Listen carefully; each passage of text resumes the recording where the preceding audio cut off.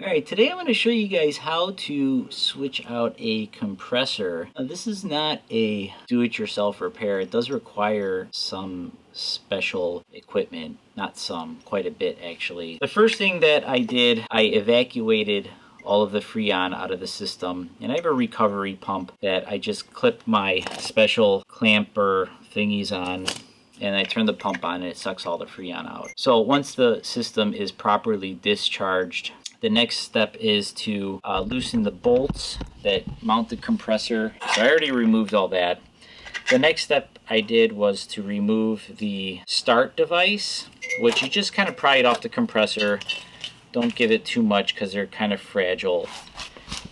Now we get to the meaty part, which is we're going to heat up these two joints and we're going to pull them out. So once we get this pretty almost orange, the silver solder will melt and then we can kind of decouple it. Then we could actually remove the compressor and put the new compressor in. So I'm going to show you guys how to do that, and then we're going to put the new compressor in and we'll see what happens.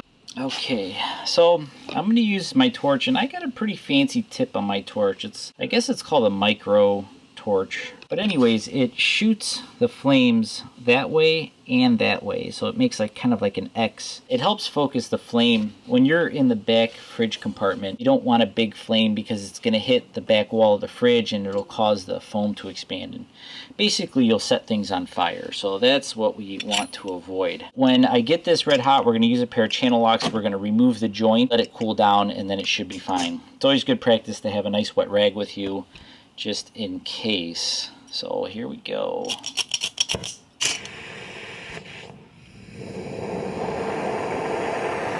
Now when you have a good flame, this is going to be really hard to see, but you should see two cones right at the base of the flame, and then you should have a nice short flame, and that's how I do it. I don't know if that's the perfect way to do it, but it works for me. So here we go.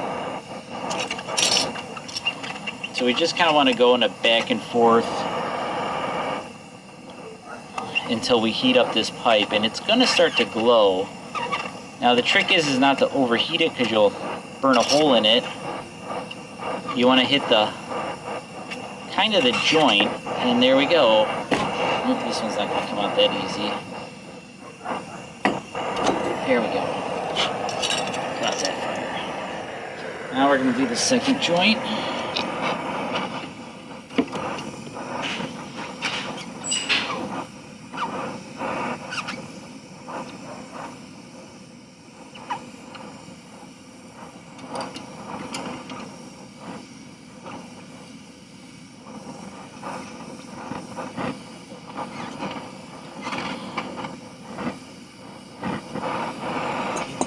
There we go.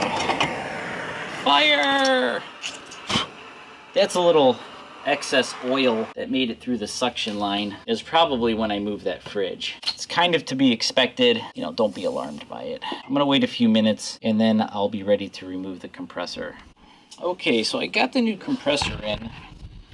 Whoops. And now it's time to get all these bad boys connected. So what you need to do is you need to get a emery cloth or something, and you gotta clean this joint. Now you're not gonna get it to bright copper because this joint's already been tinned, which means you're gonna have like a silver type of, you know, it's old solder basically. And once you get that cleaned up, let me get this steel. Once you get your joints clean, brazing becomes really simple, almost fun. It is kind of fun actually. This is the flux that I've been using, Stay Silver flux. It's just kind of like a goopy brown stuff. I just put a thin coat. Okay, so let me get the camera back where it belongs. So you guys noticed I am using a not new compressor. That's okay because this came from a known great refrigerator that worked, that had some big cosmetic issues, and so I saved everything. I don't remember what was wrong with that fridge. I think it was missing all of its shelves or whatever, but it was, for whatever reason, it was not salvageable. So this is a steel line, so this one's going to be really tricky to bend. it wouldn't hurt to have a tubing bender. I don't have one, which I don't know why I don't have one. I've changed enough compressors to justify buying one, but for some reason I just don't, and it's crazy, and I don't know why. Maybe I will on the next go. Okay, so this isn't going to go in. I'm going to have to heat this joint because I got a little silver solder inside the joint. So what I'm going to have to do is I'm going to have to heat this joint, and then I'm going to kind of push this in to clear the silver, and hopefully it just gets absorbed, and I could just, you know, I'm just going to go ahead and do this back joint here because I'm already there. Now you just want to get the silver there, and you want to heat up the pipe so it kind of draws it in. You don't want to, you're not trying to fill a void, you're just trying to glue them together, so to speak. It's hard to explain, guys. I don't really know what the correct word is. So this is going to get pushed in nice and neat. Perfect. Now we're going to heat it up. We'll start with the steel side first. Ooh. Now be careful, guys. This torch is hot. Hot, hot, hot.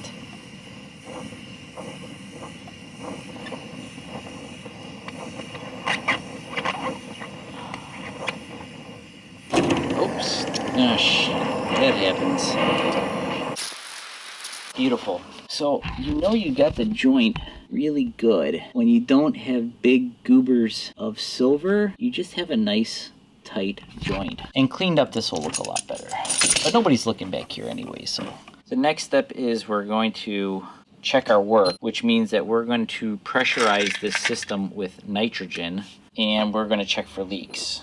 And we're going to check for leaks specifically where I did my welding, which is here, and the two joints on that side. So this is my micron gauge. This is a CPS. It's one of the least expensive ones out there. It works great. I've had this one for a couple of years now. It's been flawless. You do have to clean them regularly. Okay, so we're going to tighten this up. We're going to get our gauge set up so when we do pull a vacuum, we can check it. This is the system that I have. I have a 4-port charging manifold, and it kind of goes like so. I have the blue, which is my low side. I have this really thick yellow line, which goes directly to my vacuum pump. And then I have this yellow, which goes directly to my cylinder freon. And the high side I don't use. I don't need to check the pressures on the high side. To me, when you're checking the high side on a refrigerator that only takes 4 ounces of freon, you're putting an unknown amount of freon in your hose just to see what the pressure is, and you don't need to know. It's really important that you put the exact amount of freon in, you know, give or take 1/10 of 1 ounce. Like, you have a little margin of error, but you don't want to be wrong. So anyway, so this is the yellow one, and we're gonna go right to the nitrogen cylinder. So we're gonna watch that go in. Now there's 2 ways you check for a leak. The first, you could just use bubbles. And there's lots of bubbles out there. You could use gas leak bubble, refrigerant bubbles, and a bubble's a bubble. You want soap. This bubble juice is a lot thicker, so it sticks on the pipes a lot better. You know, it will give you a better chance of showing a bubble if you have a leak. So you just want to spread it on there. It's okay if it drips. It's just like soapy bubbles. And you just want to wait a couple of minutes. Not even a couple of minutes. You should see bubbles immediately if you have a leak. Because you got to understand that all these lines now have 175 psi of nitrogen in it. So if there wasn't a perfect weld, you would start to see bubbles. Very simple. So we have no leaks, which is good. It means I finally know what I'm doing around here. And now we're going to release the nitrogen and then put the system into vacuum. So I just open my high side, and I kind of, you don't want to open it wide open. You just want to get the nitrogen to come out, you know, nice and steady. You don't want to have it rush out too much because it'll start carrying oil with it, and the compressor will start spitting oil out, and you don't want to lose any oil because you're filled to the correct amount.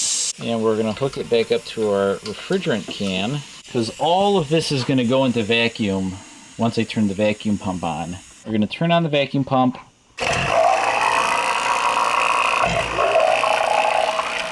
And this we're going to leave open because I want to vacuum out this supply tube. The red side we're going to close completely because we don't want to suck in any air. The blue side we're leaving open because we want to suck the nitrogen out of the fridge. And this is going to be the valve. This is where all of the, let me see if I can get you better. This is where all of the refrigerant, or not, I'm sorry, the nitrogen is going to get sucked out with the vacuum pump. So let's watch at the gauge and we'll see. As you can see, it pulls it down really quick. There's not a lot of air in these systems, but you do have to pump down for 30 minutes. I'm gonna see if I can get this micron gauge to show. It's starting to get pumped down. And so there we have it, 17,000, 15,000, 14,000.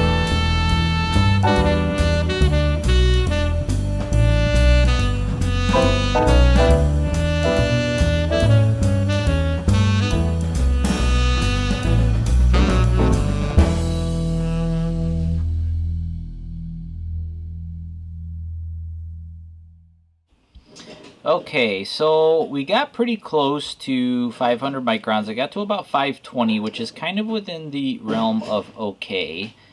We kind of want to let it sit for a little bit and see how high the gauge goes. So if it continues to creep up, then that means we have a problem. That means we have a small leak somewhere and we need to find it. It's okay for it to kind of spike up a little bit after you shut it off because sometimes that's just how it works out. I don't really have a solution or an answer for you why it does that. But as long as it levels off somewhere below like 1,000 or 800 microns, and chances are pretty good that you have a tight system. This one's making me nervous. This one is definitely climbing. Of course, it's like my third one today, guys, and this is the first one that evidently I didn't do a good job on. So let's make sure all of our connections are tight.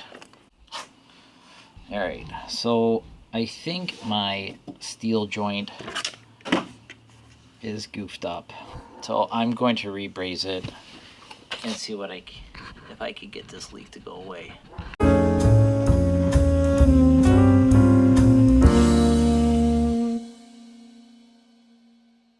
And that's why you have to test it both ways, because nothing showed up with the bubbles, and it didn't show up because the leak is really, really, really small. It's one of those leaks that the fridge would have leaked out in months and not like minutes, but it's still not good because you just can't send them out like that. So we're going to pump it down again.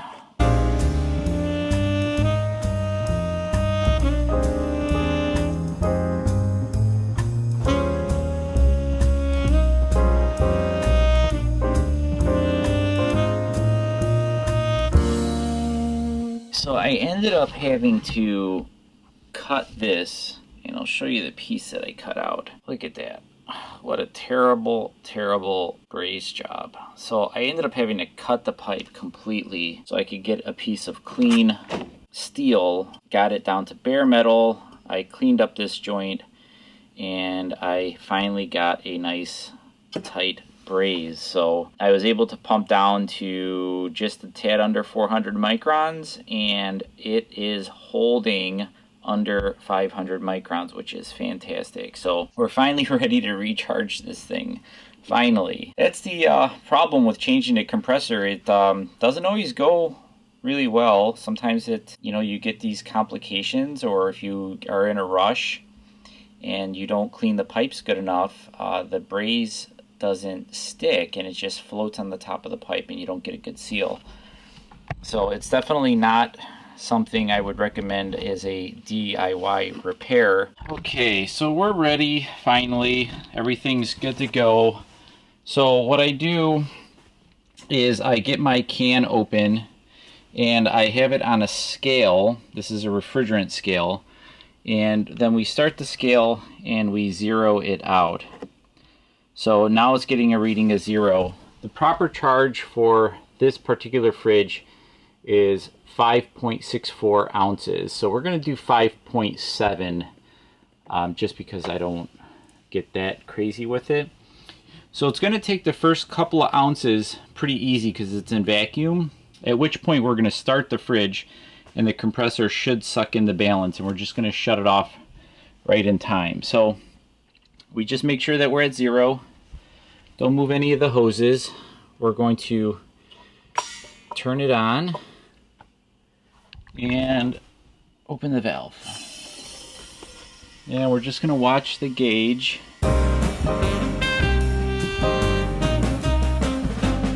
5.7, perfect. So what we're gonna do, we're gonna wait. You know you got a good charge when you're right about 0 on the low side. Sometimes it's just a bit above, sometimes it's a bit below, but you should be right about there. Okay, so we're gonna let this cool for a little bit. I just wanna verify that everything is working properly, and then we're gonna put our back cover back on. This fridge is gonna have to sit in the store for about 4 days before I'll sell it, just to make sure that everything is doing everything that it's supposed to be doing. Well, there you have it, guys. It's not easy. I don't recommend doing it yourself, but you know, if there's a will, there's a way. If you get a compressor and you're able to braze these fittings, that's the hardest part. That's what requires the special tooling. You need an oxygen and acetylene torch.